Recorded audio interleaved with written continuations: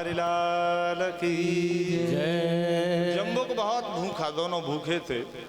उस व्यक्ति को जो मरा हुआ पड़ा, उसने कहा आनंद आ गए, मैं इसे खा लेता हूँ, पेट भर जाएगा, दोनों खा लेते हैं।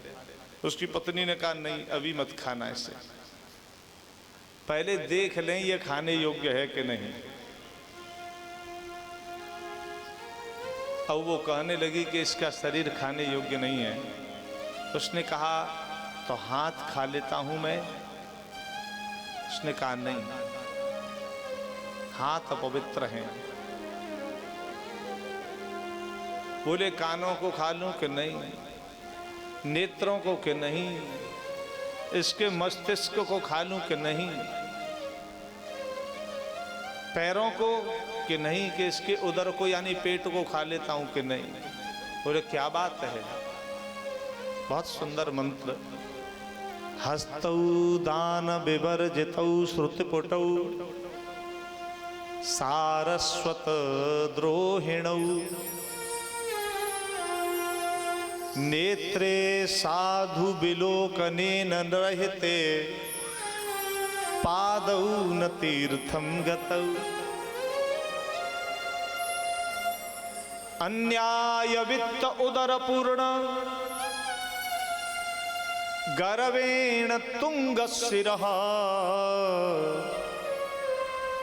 रे रे जम्बुक मुंच मुंच सहसा। संस्कृत में मुंच कहते हैं छोड़ने के लिए। रे रे जम्बुक मुंच मुंच सहसा नीचम शृणुदतुम वपुः। बोले हस्तौ दान विवर्जितौ। वो जम्बुक की पत्नी कहने लगी इसके हाथ खाने योग्य नहीं है कि क्योंकि इसने जीवन में इन हाथों से कभी एक पैसा दान नहीं किया, इसलिए इसके हाथ खाने योग्य नहीं है, अपवित्र है।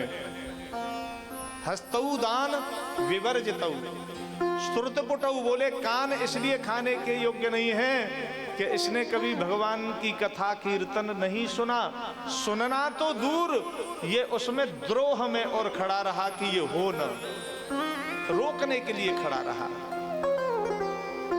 हस्तौ दान विवर्जितौ श्रुतपुटौ सारस्वत द्रोहिणौ।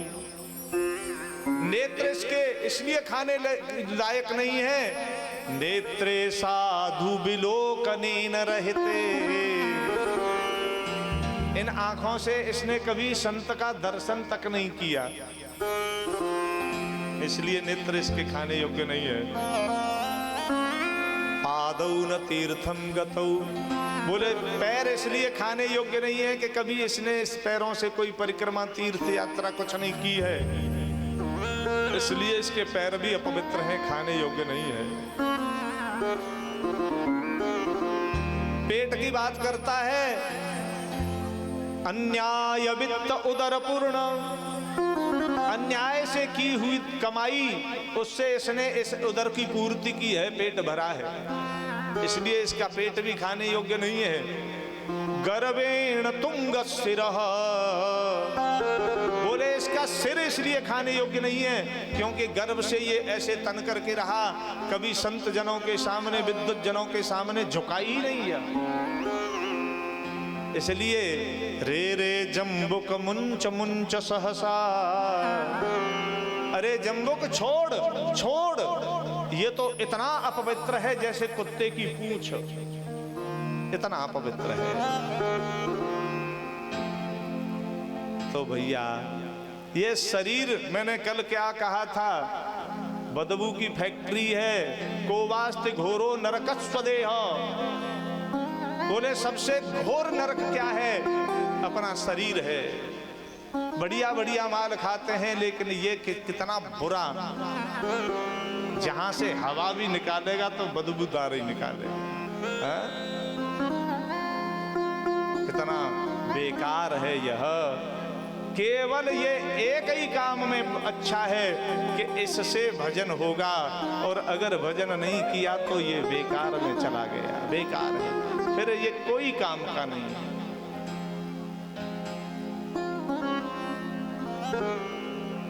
तो भैया सत्संग नहीं किया, बिनु सत्संग विवेक न होई,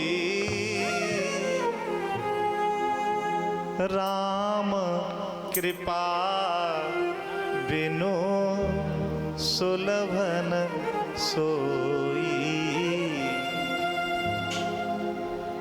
सठ सुधर है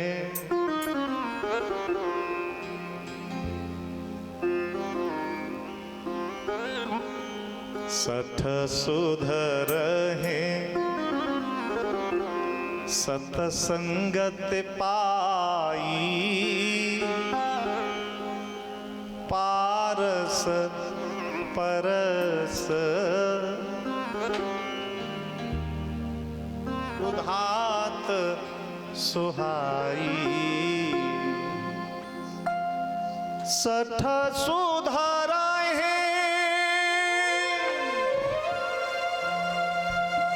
सतसंगत पाई,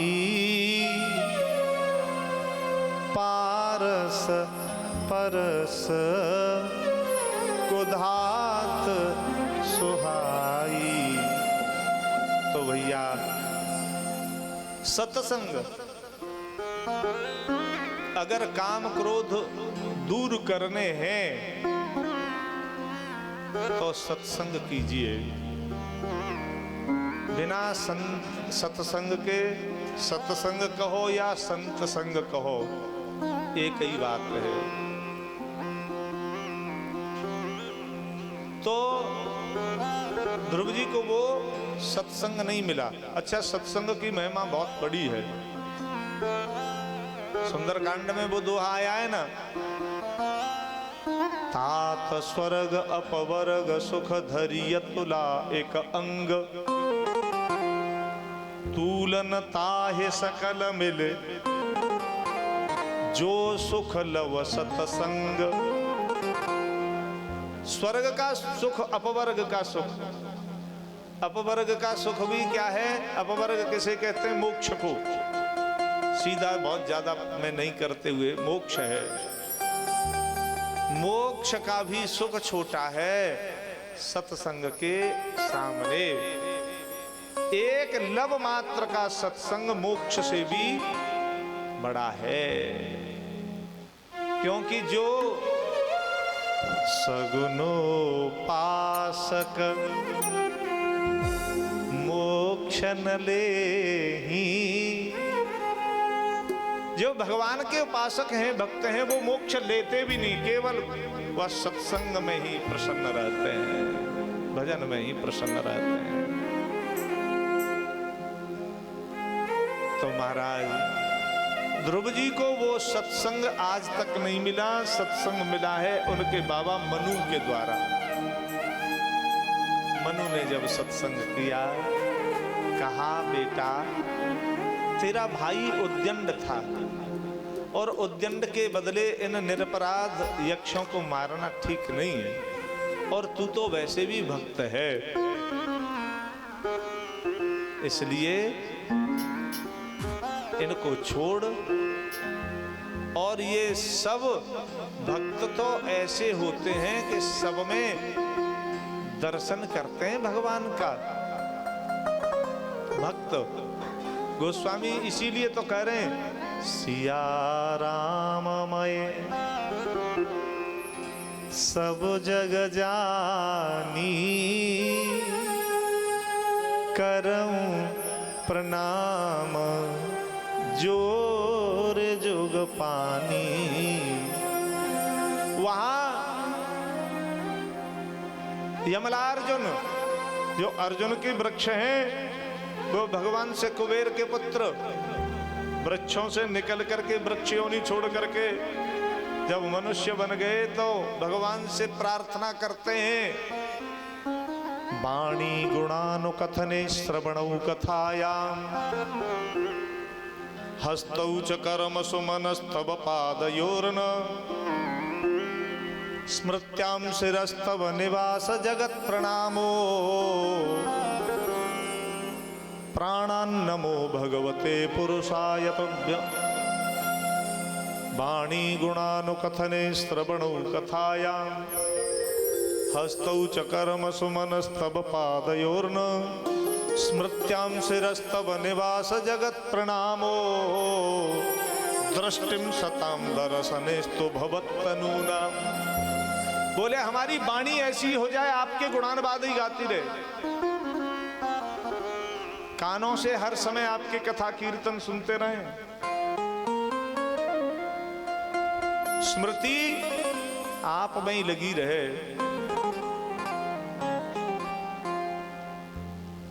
हाथों से आपकी सेवा पूजा करते रहें और दृष्टि ऐसी बन जाए कि जिसको भी देखें उसमें आपका ही दर्शन करें भगवान, क्योंकि भगवान सब में है।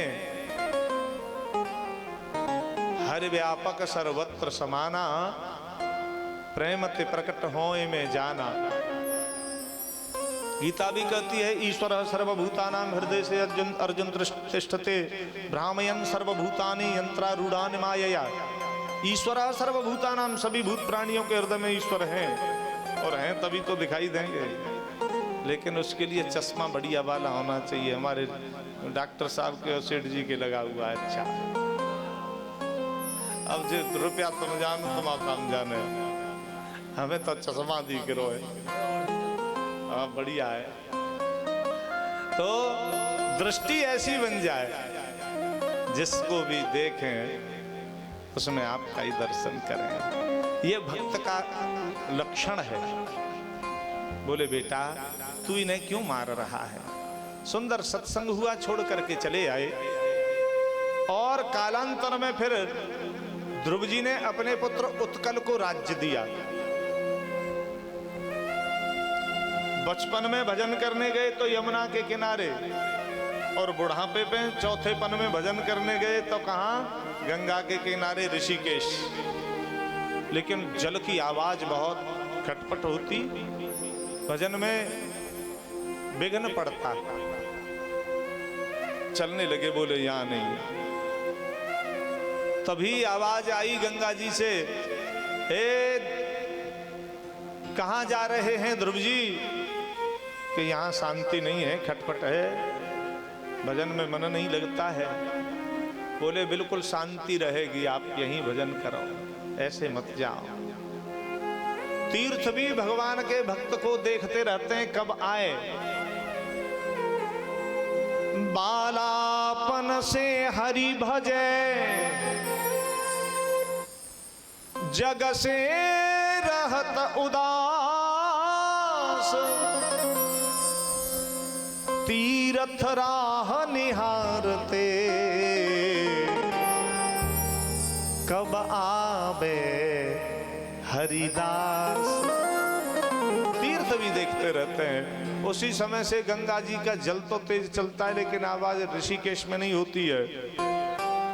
ध्रुव जी ने वहीं भजन किया, खूब संतों के संग रहे, और भजन करते करते जब शरीर त्यागने का समय आया, अरे भैया